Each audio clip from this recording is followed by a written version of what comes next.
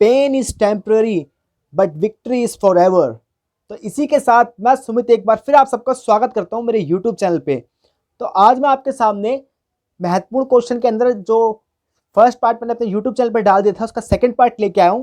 तो इस वीडियो को आज हम देखेंगे जो कि 51 नंबर से स्टार्ट है। तो इसके अंदर पहला ही क्वेश्चन है, भारत ने पहला अणु परीक्षण कब किया था? तो भारत ने जो पहला न्यूक्लियर टेस्ट किया था वो 1974 के अंदर किया था और ये स्माइलिंग बुद्धा इसको नाम दिया था भारत ने। और जो सेकंड किया था उसको 1998 के अंदर 1998 के अंदर किया था पोखरण के अंदर। तो भारत ने अब तक 2 परमाणु परीक्षण करे हैं। भारतीय राजनीति के लिए एक पार्टी वर्चस्व सिद्धांत किसने उपयोग किया? तो ये दिया था रजनी कोठारी ने कांग्रेस के संबंध में।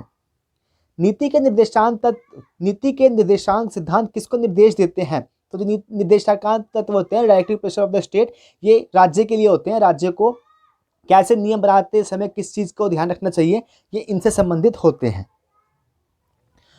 मौलिक अधिकार किससे संबंधित है? तो मौलिक अधिकार जो संबंधित है वो व्यक्तियों से संबंधित है और भारत के संविधान के अंदर पार्ट 3 के अंदर यानी भाग 3 के अंदर आर्टिकल 12 से लेकर 35 तक के अंदर मौलिक अधिकार का वर्णन है। Politics in India was written by, तो पॉलिटिक्स इन इंडिया किसने लिखी है? तो पॉलिटिक्स इन इंडिया लिखी है रजनी कोठारी जी ने। किस केस में संविधान के मूलभूत ढांचे की बात प्रतिपादित की गई? तो जो मूलभूत अवधारणा आई है संविधान सभा में वो आई है केशवानंद भारती वाद विवाद से, और ये 1973 के अंदर ये केस आया था। भारत के किस राज्य में सर्वप्रथम साम्यवादी सरकार बनी, यानी कम्युनिस्ट पार्टी की सरकार किस राज्य में सबसे पहले बनी थी? तो ये बनी थी केरल के अंदर सबसे पहले इसकी कम्युनिस्ट पार्टी की सरकार बनी थी और काफी लंबे समय तक बंगाल के अंदर इन्होंने राज किया था कम्युनिस्ट पार्टी ने। तो ये भी आप याद रखिए। किस संविधान संशोधन में संपत्ति के अधिकार को धारा 19 से बाहर कर दिया गया? तो संपत्ति का जो सिद्धांत था उसको 1944 से संविधान संशोधन 44वें संविधान संशोधन के तहत इसको हटा दिया गया था, जो कि 1978 के अंदर इसको हटा दिया गया था संपत्ति के अधिकार को। The state religion of India, तो भारत का राज्य धर्म है। तो भारत का कोई राज्य धर्म नहीं है, भारत एक सेकुलर स्टेट है तो इसका कोई धर्म नहीं है। भूदान आंदोलन किससे संबंधित है? तो भूदान आंदोलन जो संबंधित था वो विनोबा भावे जी से संबंधित है। धारा 356 किस पर लागू होती है? तो धारा 356 ये राज्य में लागू होती है। धारा 352 है वो राष्ट्रीय आपात से संबंधित है और धारा 360 है वो वित्तीय आपातकाल से संबंधित है। संविधान की कौन सी अनुसूची केंद्र और राज्य के शक्ति का विभाजन करती है? तो संविधान की जो 7वीं अनुसूची है ये केंद्र और राज्य की शक्ति का बंटवारा विभाजन के तौर पे इसके अंदर संघ सूची और राज्य सूची और समवर्ती सूची की बात की गई है। इसी में सभी की शक्तियों का विभाजन किया गया है। 63 क्वेश्चन जो कि इस प्रकार है, कौन सा देश सुरक्षा परिषद का स्थायी सदस्य नहीं है? तो इसका जो स्थायी सदस्य नहीं है वो जापान नहीं है, यूएसए हो गया, ब्रिटेन हो गया, फ्रांस हो गया, रूस हो गया और चाइना, ये इसके स्थायी सदस्य हैं। भारत ने किस संधि पर हस्ताक्षर किए? तो भारत ने जो किए थे वो पीटीबीटी पे किए थे और एनपीटी और सीटीबीटी पे इन्होंने नहीं किया था। शीत युद्ध किसके मध्य हुआ? तो शीत युद्ध 2 महाशक्तियों के बीच में हुआ था, सोवियत यूनियन और अमेरिका के बीच में। तो इसका चौथा ऑप्शन सही है। किसने इतिहास के अंत की बात कही? तो इतिहास के जो अंत की बात करी है, फ्रांसिस फुकुयामा ने इतिहास के अंत की बात करी है। और पॉलिटिकल डेवलपमेंट के साथ हंटिंगटन जुड़े हुए हैं। और जो एंड ऑफ आइडियोलॉजी की बात करी है, एंड ऑफ हिस्ट्री है, एंड ऑफ आइडियोलॉजी के साथ जुड़े हुए विचारक हैं डैनियल बेल ने एंड ऑफ आइडियोलॉजी का विचार दिया है और एंड ऑफ हिस्ट्री का फ्रांसिस फुकुयामा। ये क्वेश्चन काफी रिपीटेड है, पूछे जाते हैं एग्जाम के अंदर। Star war is associated with, तो जो स्टार वार है वो किससे संबंधित है? तो स्टार वार जो कि संबंधित है अमेरिका से। कंटेनमेंट किसके प्रभाव को रोकने के लिए था? तो कंटेनमेंट था जो सोवियत वर्चस्व बढ़ चुका था, जो कम्युनिज्म की विचारधारा बढ़ रही थी, इसको रोकने के लिए अमेरिकी फॉरेन पॉलिसी की एक ये पॉलिसी थी।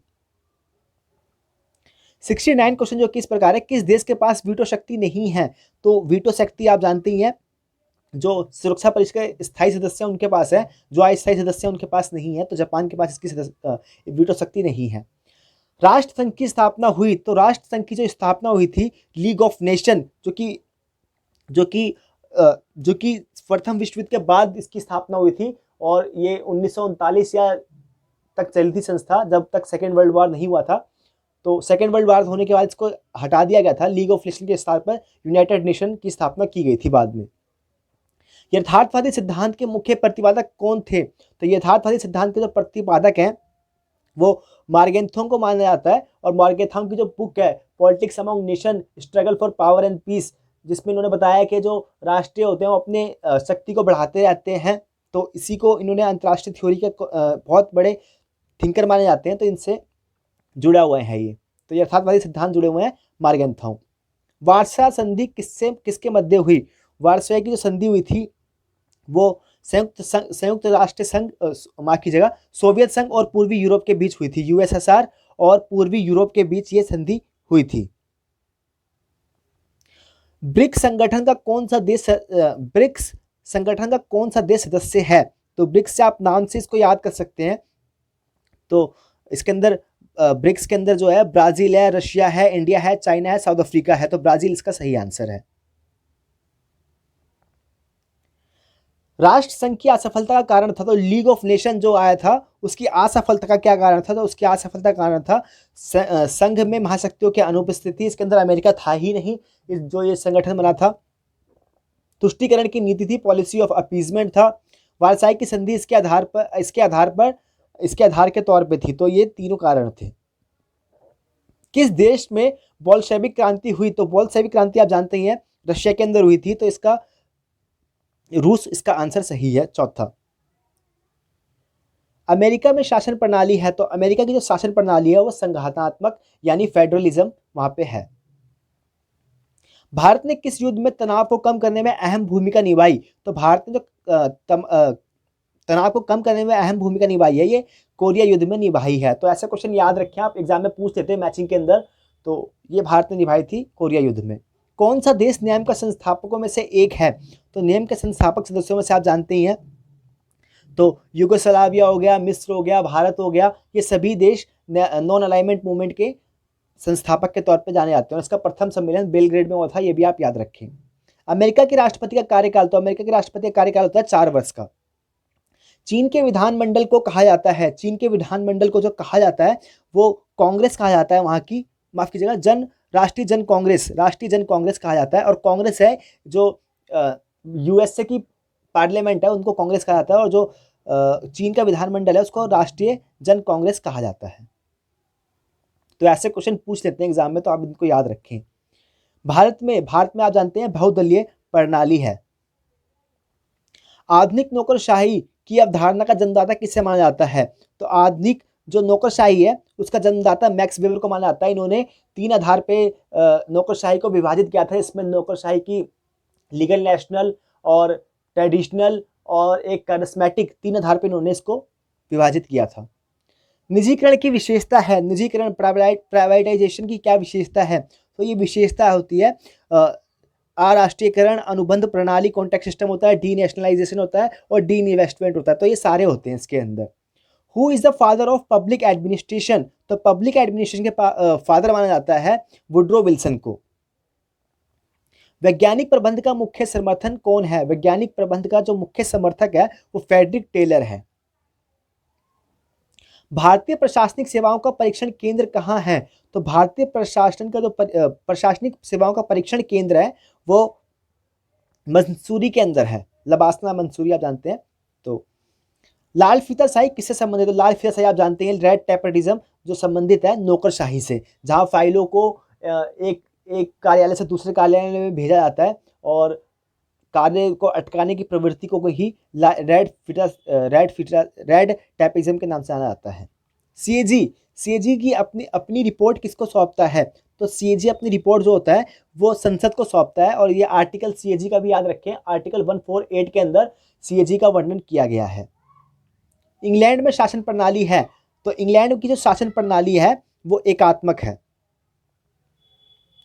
निम्नलिखित में से सबसे शक्तिशाली कौन सा ऊपरी सदन है सबसे शक्तिशाली, कौन सा ऊपरी सदन है, तो ये है सीनेट।